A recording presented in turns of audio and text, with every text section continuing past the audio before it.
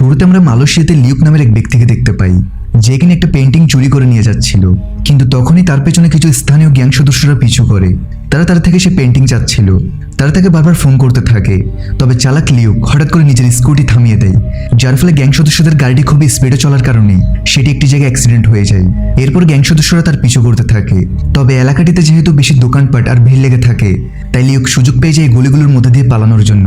সে সোজা রেল স্টেশনে পৌঁছে যায়। তবে ট্রেন মিস না হওয়ার জন্য সে তার স্কুটিকে সরাসরি রেল স্টেশনের ট্র্যাকে নিয়ে যায় এবং কোনোভাবে একটি ট্রেন ধরে গুন্ডাদের হাত থেকে মুক্তি পায়। রাতে ঘুমানোর সময় সে একটি স্বপ্ন দেখে, যেখানে সে তার চোখের সামনে একটি সোনালী মাস্ক দেখতে পায়। মনে হচ্ছিল যেন ওই আলো লিউককে কিছু বলছে।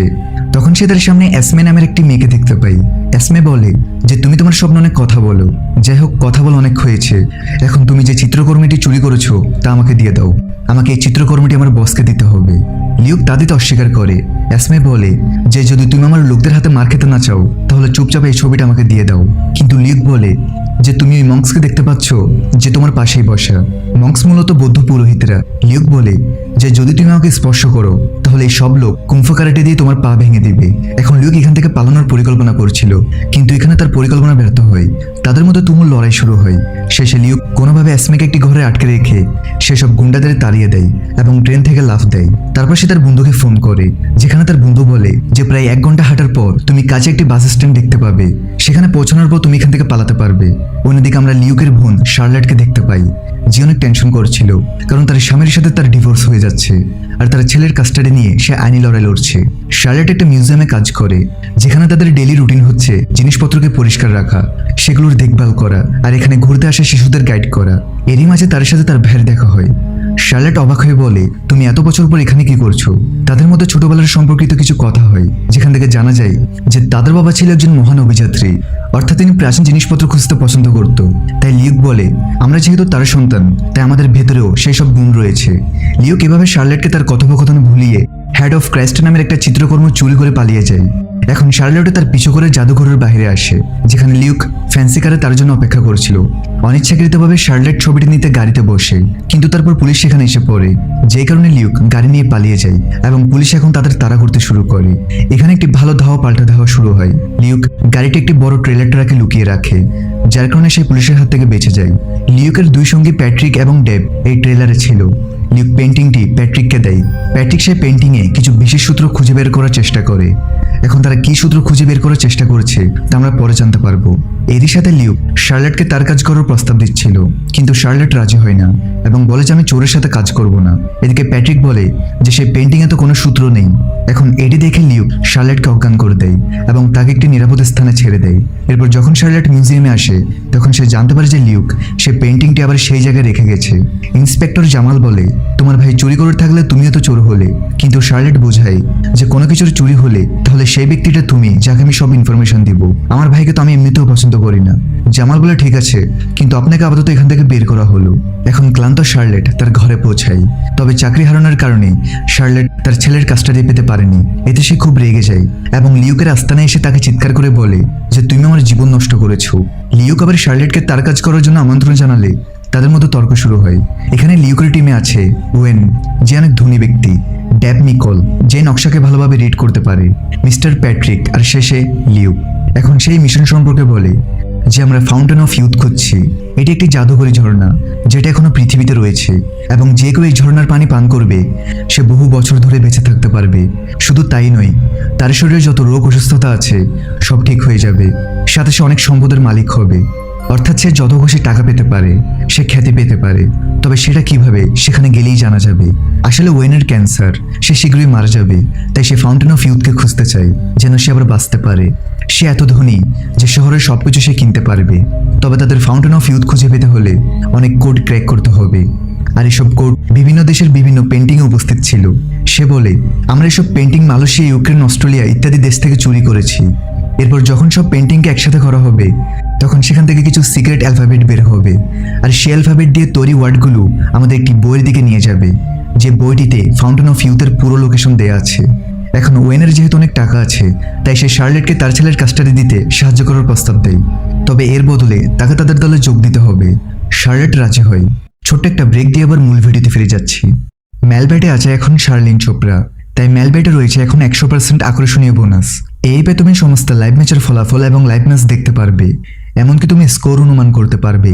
এই অ্যাপে রয়েছে ক্র্যাশ গেম থেকে শুরু করে online salt, live match streaming এবং রিয়েল টাইম গেমিং, যেখানে তুমি অসাধারণ সব পুরস্কার জিততে পারো। এখানে সবকিছু খুব সহজ, তাই কোনো অভিজ্ঞতা না থাকলেও সমস্যা নেই। নতুন ইউজাররা আমার প্রোমো কোড ব্যবহার করে সাইন আপ করলে 12,000 টাকা পর্যন্ত ওয়েলকাম বোনাস পেতে পারো। আর জেতা টাকা তুমি চাইলে বিকাশ, রকেট, নগদ ব্যাংক এবং অন্যান্য সহজ পদ্ধতির মাধ্যমে খুব সহজেই তুলে নিতে পারো। তাহলে আর দেরি কিসের? রেজিস্ট্রেশনের জন্য পিন কমেন্টে থাকা লিঙ্কে ক্লিক করো অথবা গুগলে গিয়ে অনুসন্ধান করো আর রেজিস্ট্রেশনের সময় প্রোমো কোড ব্যবহার করে বোনাস পাও। এটি শুধুমাত্র একটি বিজ্ঞাপন। এই ধরনের অ্যাপে আর্থিক ক্ষতির সম্ভাবনা আছে, তাই এই ধরনের অ্যাপ থেকে দূরে থেকো। তবে এখন তাদের সামনে বড় সমস্যা হলো, তারা যে ষষ্ঠ পেন্টিংটা চুরি করেছে সেটিতে কোড ছিল না, অর্থাৎ সেটি নকল পেন্টিং, যেটা আসলের মতো দেখতে। এরপর দিন লিউক যখন ক্যাফেতে বসেছিল, তখন সেখানে অ্যাসমে তার সাথে দেখা করতে আসে আর বলে যে মালয়েশিয়াতে তুমি আমার হাত থেকে বেঁচে গিয়েছিলে, কিন্তু এখান থেকে কিভাবে পালাবে? তো ফাইনালি লিউক তার থেকে জিজ্ঞেস করে, তুমি কাজ কার জন্য করো? তখন অ্যাসমে বলে, আমি কাজ করি এমন এক ব্যক্তির আন্ডারে যেই একমাত্র সবকিছু জানে যা তুমি খুঁজছো। সাথে অ্যাসমে বলে, সেই ফাউন্টেন অফ ইউথ মানবজাতির ভালোর জন্যই লুকানো হয়েছে, আর এই জন্যই সে এমন একটি গ্রুপের সদস্য যারা চায় না কেউ সেই গুপ্তধন খুঁজে পাক। তাই তারা বছরের পর বছর ফাউন্টেন অফ ইউথের সিক্রেটকে সবার সামনে থেকে লুকিয়ে রেখেছে। অ্যাসমে তাকে ওয়ার্নিং দিয়ে চলে যায়। এরপর দিন লিউক তার বোনের কাছে আসে, অর্থাৎ শার্লেটের ছেলের একটা ছোট প্র্যাকটিস সেশনে। বেসিক্যালি এখানে থমাস, যেখানে শার্লেটের ছেলে, সেখানে সে পিয়ানো বাজাচ্ছিল, কারণ সে মিউজিক খুব পছন্দ করে। সাথে সে সব ধরনের মিউজিক্যাল ইনস্ট্রুমেন্ট বাজাতে পারে। যাই হোক, এখানে লিউক শার্লেটকে নিয়ে তাদের মিশনে বের হয়ে যায়। এরপর তারা প্রশান্ত মহাসাগরে একটা বড় শিপ নিয়ে পৌঁছে যায় আয়ারল্যান্ডে, যেখানে সূত্রমতে সেই 6 নম্বর আসল পেন্টিংটা এখানে ডুবে যাওয়া একটি শিপের মধ্যে রয়েছে। তারপর তারা ছোট ছোট কিছু সাবমেরিন সেই ডুবে যাওয়া বড় জাহাজটির কাছে পাঠায়, সাথে সেখানে গ্যাস বেলুন লাগিয়ে দেয় যেন জাহাজের সেই অংশটি পানির উপর ভেসে ওঠে। এরপর শার্লেট আর লিউক সেই জাহাজের মধ্যে প্রবেশ করে, যেখানে তারা অনেক কিছু দেখতে পায়, যেমন পুরনো নেকলেস, আসবাবপত্র ইত্যাদি। তবে ঠিক সেই সময় অ্যাসমের টিম সেই জায়গায় পৌঁছায়। তবে সে আসার আগে তারা মিস্টার ভ্যান্ডারভিলের লকার খুঁজে পায়, আর সেটাকে ভেঙে চোরা তারা ফাইনালি পেন্টিংটা পেয়ে যায়। তবে লিউক আর শার্লেট বের হওয়ার সময় অ্যাসমে তাদের পথ আটকায়। চারদিক থেকে অ্যাসমের সোলজাররা তাদের ঘিরে ফেলে। শার্লেট জিজ্ঞেস করে এটাকে। আসলে লিউক অ্যাসমের সিক্রেট গ্রুপের ব্যাপারে শার্লেটকে কিছু বলেনি। এরপর অ্যাসমের গ্রুপ আর লিউকের গ্রুপের মধ্যে লড়াই শুরু হয়, যেখানে লিউক অ্যাসমের অনেক সদস্যদের হারিয়ে দিলেও অ্যাসমে শেষে শার্লেটকেই ধরে হুমকি দেয় যে সে যদি পেন্টিংটা না দেয় তাহলে সে শার্লেটকে মেরে ফেলবে। তবে লিউক পেন্টিংটা দিতে মানা করে দেয়। তাদের কথাবার্তার মধ্যে সুযোগ পেয়ে শার্লেট নিজেকে ছাড়িয়ে অ্যাসমেকে ধাক্কা দিয়ে নিচে ফেলে দেয়। ওদিকে ততক্ষণে শিপের মধ্যে গোলাগুলি হওয়ার কারণে বাইরের বেলুনগুলো ফেটে যায়, যার ফলে জাহাজ ডুবতে শুরু করে। ওয়েনের টিম শার্লেট আর লিউককে রেস্কিউ করে ফেলে। এখন শার্লেট অনেক রেগে আছে, কারণ তার ভাই লিউক একটু আগে পেন্টিংটার বদলে তাকে বাঁচাতে চাইছিল না। লিউক তাকে বোঝায় যে অ্যাসমে তোমাকে কখনোই মারবে না, সে শুধু ভয় লাগাচ্ছিল। তবে শার্লেট রাগ করে সেখান থেকে চলে যায়। খুশির খবর হচ্ছে তারা যে পেন্টিংটা পেয়েছে সেটা আসল।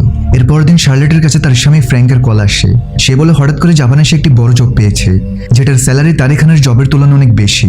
তবে জবটা পাওয়ার জন্য তাকে 1 বছর জাপানেই থাকতে হবে, তাই সে তার সাথে থমাসকে রাখতে পারবে না। আর এই জন্যই ফ্র্যাঙ্ক থমাসকে 1 বছরের জন্য শার্লেটকে দিয়ে যেতে চায়। এখন শার্লেট বুঝতে পারে যে সে কোম্পানি নিশ্চয়ই ওয়েনের হবে, কারণ ওয়েন আগেই তাকে বলেছিল যে সে তাকে সাহায্য করবে থমাসকে তার নিজের কাছে রাখার জন্য।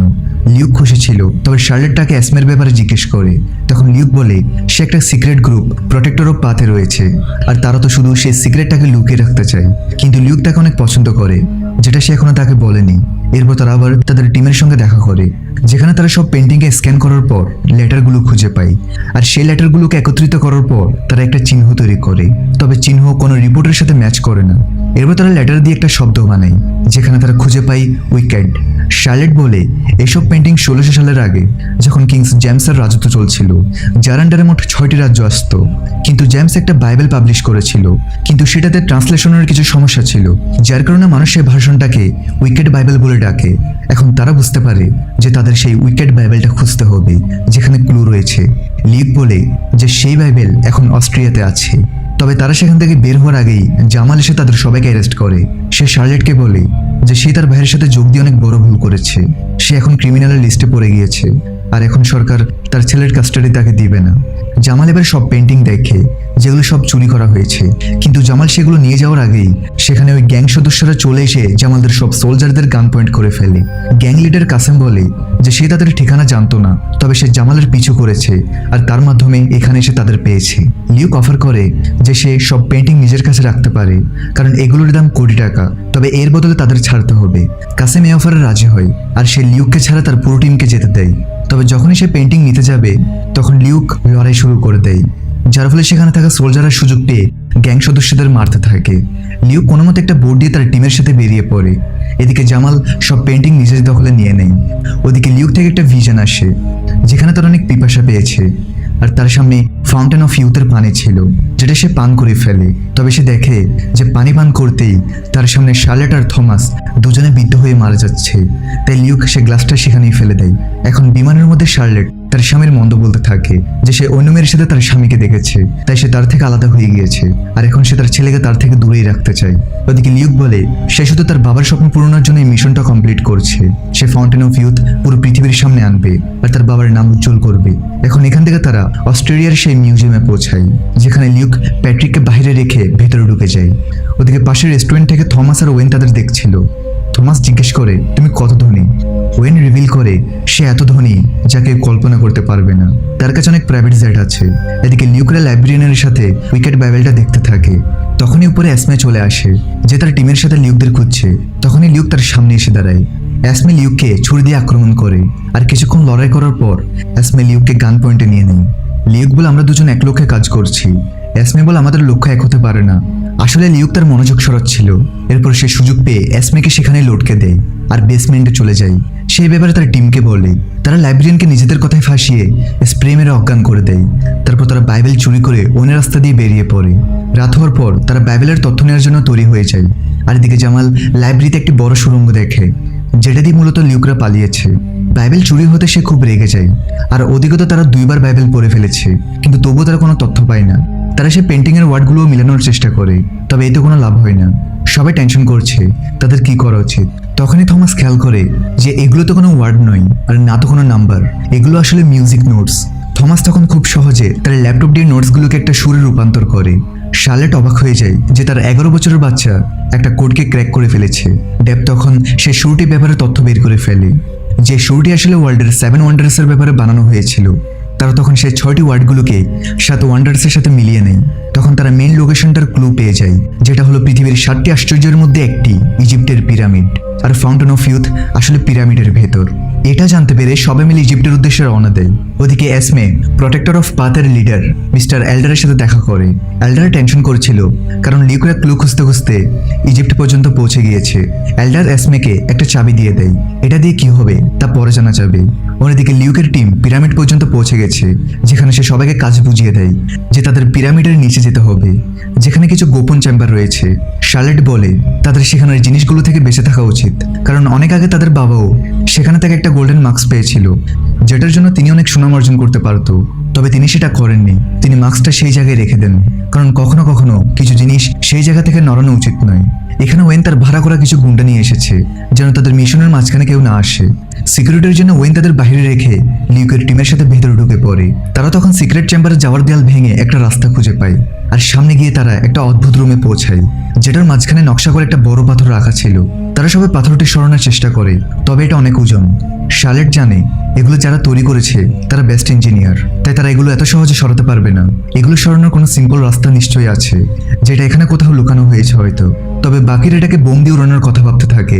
তবে এই স্থানে বোম লাগালে পুরো জায়গাটা ধ্বংস হয়ে যেতে পারে। সবাই তর্ক করতে থাকে। ঠিক তখনই থমাস সেখানে ছোট ছোট এক ধরনের পিতলের ড্রামস দেখতে পাই, যেগুলো পিলারের সাথে কানেক্টেড ছিল, এক ধরনের স্পিকারের মতো। সো থমাস ড্রাম বাজাতে থাকে, যার ফলে পিলারে থাকা সব স্পিকার থেকে অনেক বড় একটি মিউজিক্যাল তরঙ্গ বাজতে শুরু করে, যেগুলো আশেপাশে থাকা লোহা এবং বিভিন্ন মেটাল সারফেসে আঘাত করে ভাইব্রেশন ক্রিয়েট করতে থাকে। আর যখনই ভাইব্রেশন ক্রিয়েট হয় আশেপাশের সব জায়গা নড়তে শুরু করে, আর ভাইব্রেশনের কারণে সে বড় পাথর সরে যেতে শুরু করে। সেটা এখন এত হালকা হয়ে যায় যেন এক আঙ্গুল দিয়ে সেটা সরানো সম্ভব। অন্যদিকে বাইরে প্যাট্রিক আর ড্যাব দেখে বাইরে জামালের আর্মি চলে এসেছে, যাদের সাথে ওয়েনের গুন্ডারা লড়াই করছে। এদের খারাপ লাগে যে তাদের পুলিশ অফিসারদের মারা উচিত নয়, তাই তারা গুন্ডাদের আটকায়। তবে গুন্ডারা তাদেরই মেরে ড্যাবকে আহত করে দেয়। তখনই অ্যাসমে এসে তাদের বাঁচায়। ততক্ষণে জামাল এসে গুন্ডাদের মারতে থাকে। আর সে এসমের সাথে লিউকদের আটকাতে যায়, কারণ তারা দুই দলই চায় তাদের আটকাতে। এদিকে এরা দরজাটি খোলার পর যখন তারা নিচে পৌঁছায় তখন তারা অনেক বড় একটি খাদ দেখতে পায়। এখন এরা যদি নিচে লাফ দেয় তাহলে নিশ্চিত মারা যাবে, কিন্তু ফাউন্টেন অফ ইউথ তো তারা নিচেই দেখতে পাচ্ছে। লিউক তখন ঘোরানোর মতো একটি পাথর দেখতে পায়, যেটা ঘোরানোর পর সেই দেয়ালগুলোর ভেতর থেকে সিঁড়ি বের হয়ে আসে। সিঁড়িগুলো দিয়ে যখন তারা নিচে নামে তখন তারা অনেক বড় একটি হোল দেখতে পায়, আর এই হোলের নিচে মূলত ঝর্ণাটি উপস্থিত ছিল, কিন্তু সেই ঝর্ণাটি বলতে গেলে একদম শুকিয়ে আছে, পানি একদম কম। শার্লেট বলে, লিউক এখানে আসতে চাইছিলে তুমি, যাও এখন যেহেতু এসে গিয়েছো ভাগ্যটা পরীক্ষা করে নাও। ওয়েন বলে, হ্যাঁ ভাগ্য তো পরীক্ষা করতে চাই, কিন্তু তোমরা তো অনেক কষ্ট করেছো, তাহলে লিউক তুমি আগে পান করো। কিন্তু এখানে সবাই পানিগুলো খেতে ভয় পাচ্ছিল, কে জানে পানির মধ্যে কি আছে। এখন সবাই জানতে পারে ওয়েনের আসলে কোনো অসুখ নেই, সে শুরু থেকে নাটক করছিল। আসলে সে শুধু অনেকদিন বেঁচে থাকতে চায়, নিজের খ্যাতি আর সম্পদ আরও বাড়াতে চায়। এখন লিউক যেহেতু তার কথায় পানিটা পান করেছিল না, তাই সে তাকে গুলি করে দেয় আর তাকে হুমকি দেয় যদি সে পানি না খায় তাহলে সে তার বোন আর থমাসকে মেরে ফেলবে। তাই না চাইতেও লিউক পানিটা পান করতে চায়, তবে তার হাত থেকে রক্তের এক ফোঁটা সেখানে পড়ে, যার ফলে সঙ্গে সঙ্গেই সেখানে পানি বাড়তে শুরু করে, আর সেই পানিগুলো লিউককে জড়িয়ে ধরে হাওয়ায় ভাসিয়ে ফেলে। এখন লিউক পানিটি পান করতে পারবে, যার ফলে লিউক তার যৌবন বহু বছর ধরে ধরে রাখতে পারবে। কিন্তু লিউক যখন সে পানিটি পান করতেই যাবে তখনই তার সামনে কিছু দৃশ্য ভেসে ওঠে, যেখানে সে দেখে যদি সে পানি খায় তাহলে সে পৃথিবীতে যাকে বেশি ভালোবাসে অর্থাৎ তার বোন আর ভাতিজা, তারা দুজন বিদ্ধ হয়ে মারা যাবে, আর তাদের বদলে লিউক বেঁচে থাকতে পারবে। এখন লিউক তো এমন কোনোদিনও করতে পারবে না, তাই সে পানিটা পান করে না, যদিও তার আঘাতগুলো ঠিক হয়ে যায়। ওয়েন রেগে তাকে আরও কয়েকটা গুলি করে, তবে লিউক আবার সঙ্গে সঙ্গে ঠিক হয়ে যায়। যখন সে নিচে আসে ওয়েন জিজ্ঞেস করে সে পানি কেন পান করেনি, এতে তো তার নিজেরই লাভ হতো। যাই হোক, ওয়েন এখন নিজে ভেতরে যায় আর তার হাতে একটা কাঠ বসিয়ে সেই রক্তগুলো পানিতে ফেলে, যার ফলে সে একই প্রসেসে ওয়েন সে পানিটা পান করতে পারবে। ওদিকে এসমে আর জামাল উপর থেকে সব দেখছিল। তখনই এসমে তার হাত থেকে সেই চাবিটা বের করে, যেটা এল্ডার তাকে দিয়েছিল। আসলে চাবিটার কাজ হচ্ছে যখন কেউ ফাউন্টেন অফ ইউথে পৌঁছে যাবে তখন এই চাবিটার সাহায্যে ফাউন্টেন অফ ইউথকে আজীবনের জন্য বন্ধ করা হবে। তাই এসমে চাবিটা দিয়ে সেখান থেকে একটা দরজা খুলে, যেখানে সে ফাউন্টেন অফ ইউথকে ধ্বংস করতে চলে যায়। অন্যদিকে ওয়েন দেখে যে সে পৃথিবীতে কাউকেই ভালোবাসে না, সে শুধু নিজেকেই ভালোবাসে, নিজেরই পরোয়া করে। তাই যদি সে পানি পান করে তাহলে সে বিদ্ধ হয়ে যাবে, তবে ওয়েনের লাগে অবশ্যই সে শক্তি পাবে, তাই সে অবশেষে পানিটা পান করে নেয়। কিন্তু যখনই সে পানি পান করে তখন দৃশ্যতে দেখানো অনুযায়ী পানিটার উল্টো প্রভাব পড়তে শুরু করে, অর্থাৎ ওয়েন বিদ্ধ হয়ে সেখানেই মারা যায়। ওদিকে এসমে ফাউন্টেন অফ ইউথকে ধ্বংস করার বেল বাজিয়ে দেয়, সবাই সেখান থেকে পালায়। ফাইনালি তারা সেই জায়গাটা ধ্বংস হওয়ার আগেই সেফলি বাইরে চলে আসে। অফিসার জামাল যেহেতু জেনে গিয়েছে লিউক কেন পেন্টিংগুলো চুরি করেছে, তাই সে লিউককে ছেড়ে দেয় আর তার সব দোষ ওয়েনের উপর চাপিয়ে দেয়, যে কিনা এখন মারা গিয়েছে। এদিকে এসমে এখন ভেতরে ভেতরে লিউককে পছন্দ করতে শুরু করেছে, আর যাওয়ার সময় সে তাকে একটা গুড বাই কিস দিয়ে দেয়। এরপর সবাই মিলে তাদের বাড়ি ফিরতে থাকে, আর এখানেই এই মুভির সমাপ্তি ঘটে।